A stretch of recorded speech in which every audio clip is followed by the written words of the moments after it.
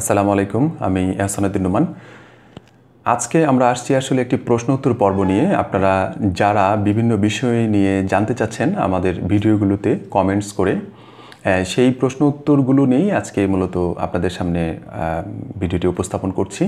আজকে এটি আমাদের প্রথম পর্ব, আর এই আপনারা যে প্রশ্নগুলো করবেন এটি নিয়ে এক এক করে আমরা সিরিজ আকারে প্রথম পর্ব, দ্বিতীয় পর্ব, তৃতীয় পর্ব এভাবে আমরা ভিডিওগুলো পাবলিশ করব আপনাদের প্রশ্নের উপর নির্ভর করে। আপনারা যারা প্রশ্ন করেছেন তাদেরকে অসংখ্য ধন্যবাদ। আপনারা এভাবেই প্রশ্ন করবেন, প্রতিটা ভিডিও দেখে আমাদেরকে এভাবেই প্রশ্ন করলে আমরা আমাদের জায়গা থেকে আপনাদের প্রশ্নের উত্তরগুলো দেওয়ার সর্বোচ্চ চেষ্টা করব, যাতে করে আপনারা যেভাবে আমাদের ভিডিওগুলো দেখে উপকৃত হচ্ছেন এবং এই প্রশ্নের উত্তরগুলো পেয়ে যেন আপনাদের জায়গা থেকে আপনারা আরও বেশি উপকৃত হন। আশা করি ইনশাল্লাহ আমাদের ভিডিওটি শেষ পর্যন্ত দেখবেন এবং প্রশ্নের উত্তরগুলো আপনারা বোঝার চেষ্টা করবেন। প্রথম প্রশ্ন, প্রোফাইল পিকচার এবং লোগো এটার মধ্যে পার্থক্য কী? অনেকে বলছেন যে আমার তো প্রোফাইল পিকচার আছে, ঠিক আছে, আমি যদি প্রোফাইল পিকচারটা চেঞ্জ করে আমি যদি লোগো দিতে চাই দিতে পারবেন? এটা একটা প্রশ্ন। সেটা হচ্ছে যে হ্যাঁ, অবশ্যই দিতে পারবেন, তবে আপনি কেন দিবেন? এটা হলো আমার প্রশ্ন। আপনি কেন দিবেন? আপনি তো ইতিমধ্যে দিয়ে দিয়েছেন যে আপনি আপনার পার্সোনাল একটা পিকচার আপনি দিয়ে রেখেছেন, আপনি কেন চেঞ্জ করতে যাচ্ছেন? চেঞ্জ করতে গেলে আপনার ফাইবার থেকে একটা যদি সাপোর্টে অনুমতি নিয়ে দেন তাহলে কিন্তু সবচেয়ে বেটার, যে আমি এটা আমার একটা ব্র্যান্ডে রূপান্তরিত করছি, আমার ব্র্যান্ডের লোগো আমি উপস্থাপন করতে যাচ্ছি, তাহলে এ ধরনের কোনো প্রবলেম হবে না। আর যদি প্রথম থেকে আপনি যদি লোগো দিয়ে আসেন তাহলে তো কোনো প্রশ্নই আসে না। আপনি ওই ব্র্যান্ড অনুযায়ী লোগো আপনার বিভিন্ন জায়গায় আপনি ব্যবহার করতে পারবেন, অথবা আপনার ছবিটাকেই যদি আপনি আপনার ব্র্যান্ড হিসেবে যদি আপনি ব্যবহার করতে, আপনি স্ক্র্যাচ করে নিয়ে আপনি ব্র্যান্ড হিসেবে লোগো আকারে ব্যবহার করতে পারবেন, তাতে কোনো প্রকার সমস্যা নেই। যদি চেঞ্জ করতে চান পরবর্তীতে কখনো, তাহলে অবশ্যই একটু সাপোর্টে নক দিয়ে আপনি যদি চেঞ্জ করেন তাহলে আমি মনে করি এটা আমাদের জন্য, সেলারদের জন্য খুবই সুবিধা। দ্বিতীয় নম্বর প্রশ্নের উত্তর করছি, সেটা হচ্ছে আইপি কী ধরনের সমস্যা করে আমাদের? অনেকে বলে যে আমাদের আইপির সমস্যা। আসলে আইপিটা আসলেই আমাদের কোনো প্রকার সমস্যা করে না। এটা আমাদের একটা ভুল ধারণা, টোটালি ভুল ধারণা। আমি সাপোর্টের কথা বলেছি, তাদের ফোরামে দেখেছি, তাদের ব্লগে দেখেছি, আইপির কোনো ধরনের সমস্যা আমাদের, বিশেষ করে বাংলাদেশ থেকে আইপির কোনো ধরনের সমস্যা নাই। এই ধরনের সমস্যাগুলো হয় না, এখন পর্যন্ত হয় না। যে আমি একটা কম্পিউটারে চালাচ্ছি, নেট চালাচ্ছি, আমি একই নেট দিয়ে আমি একটা ল্যাপটপ চালাচ্ছি, অথবা আমি একটা ডেস্কটপ চালাচ্ছি, ডেস্কটপ আমি ওয়াইফাই দিয়ে চালাচ্ছি একই নেটের, অথচ একই নেটের ক্যাবেল দিয়ে আমি আমার ডেস্কটপ চালাচ্ছি, আর একটা ওই নেটের ওয়াইফাই চালাচ্ছি, কোনো প্রকার সমস্যা নেই। আপনার আইপি মূলত ধরা হয় আমাদের পিসির আইপিটাকে ধরা হয়, যেটাকে ম্যাক আইপি বলা হয়, ওই আইপিটাকে ধরা হয়। একই সময় অ্যাট এ টাইম আপনি যদি একই ব্রাউজারে আপনি একবার একটি প্রোফাইল আপনি যদি লগ ইন করে আবার লগ আউট করে আবার যদি ঢোকেন, কুকিজ ডিলিট না করে, তাহলে এটা প্রবলেম হওয়ার সম্ভাবনা খুব বেশি।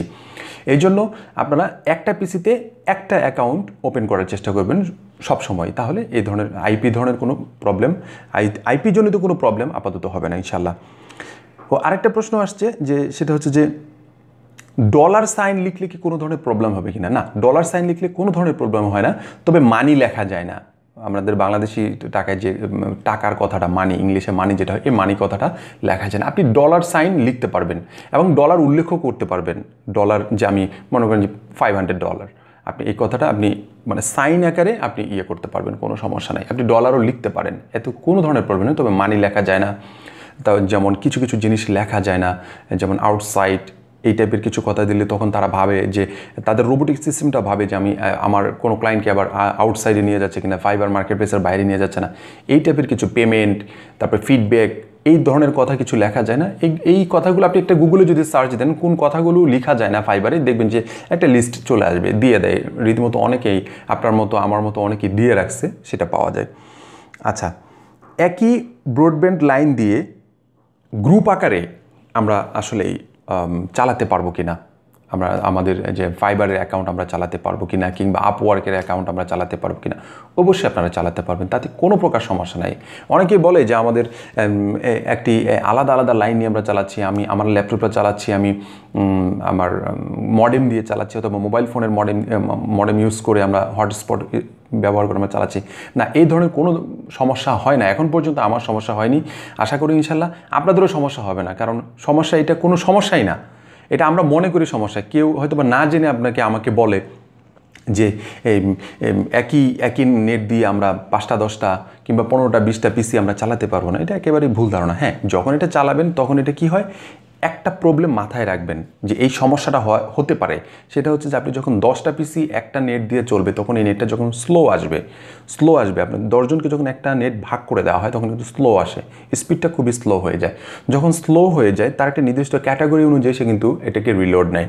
যখন রিলোড নিতে পারে না, একইবারে একের পর এক যখন রিলোড নেয় তখন এটাকে রোবোটিক সিস্টেমে আপনাকে ধরে ফেলে যে আপনি কি বারবার রিলোড দিচ্ছেন কিনা, কয়েক সেকেন্ডের ভিতরে 5-6 সেকেন্ডের ভিতরে আপনার 2-3টা রিলোড মারতেছেন কিনা, কারণ আপনার তো এটা ওপেন হচ্ছে না। তখন আপনি আপনার আইপি ধরনের সমস্যা, অথবা আপনাকে বলতে পারে, আপনার রোবোটিক সিস্টেম বলতে পারে তুমি এটা চেক মার্ক দাও, তুমি এটাতে ক্লিক করো, এটাতে ক্লিক করো। এই ধরনের সমস্যাগুলো আমাদের সামনে তখন আসে। তা অতএব আমরা যারা এই ফাইবার রিলেটেড কাজগুলো করব, দেখবেন যে আমরা যেটা অ্যাপসগুলো চালাই, মোবাইল ফোনে যে অ্যাপসটা চালাই, সেই অ্যাপসটা কি হয় জানেন? অ্যাপসটা দেখবেন যে 3G ছাড়া কিন্তু এই অ্যাপসটা আমাদেরকে ওপেনই করতে দেয় না।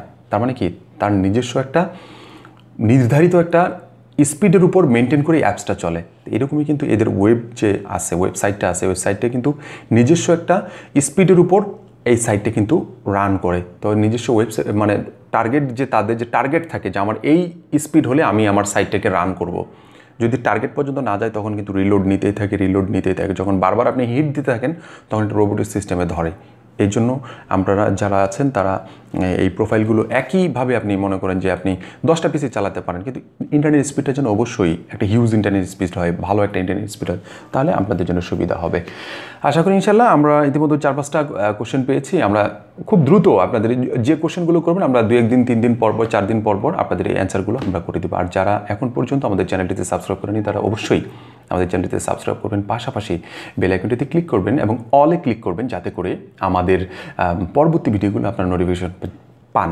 আর এই প্রশ্ন রিলেটেড যদি কোনো তথ্য আপনারা যদি আমাদের কাছ থেকে জানতে চান, যে আমরা আরও প্রশ্ন করতে চাই, আসলে ইউটিউবে এখানে কমেন্টে কিন্তু বেশি প্রশ্ন দেওয়া সম্ভব হয় না, অনেক সময় বিজি থাকা হয়। কিংবা আপনারা যদি সরাসরি আমাদের ফেসবুক পেজে কুইক টিম বিডির পেজে যদি আপনারা যদি নক করেন, আমাদের যে ইনবক্সে যদি নক করেন, তাহলে আপনার সেখান থেকে আমাদের অ্যাডমিন আছে, আমাদের অনেক মডারেটর আছে, তারা আপনাদেরকে সরাসরি আপনাদের এই তথ্যটা যে কোশ্চেনটা করবেন সেটার অ্যান্সারটা সঠিকভাবে দেওয়ার সর্বোচ্চ চেষ্টা করবে। আর আমাদের এই ফেসবুক যে পেজটা আছে, সেই পেজটির লিঙ্ক আমরা ডিসক্রিপশনে দিয়ে দেবো। আপনার ডিসক্রিপশন থেকে আমাদের এই পেজটিতে লাইক করে আমাদের সাথেই থাকবেন। সবাই ভালো থাকবেন, সুস্থ থাকবেন। ধন্যবাদ সবাইকে।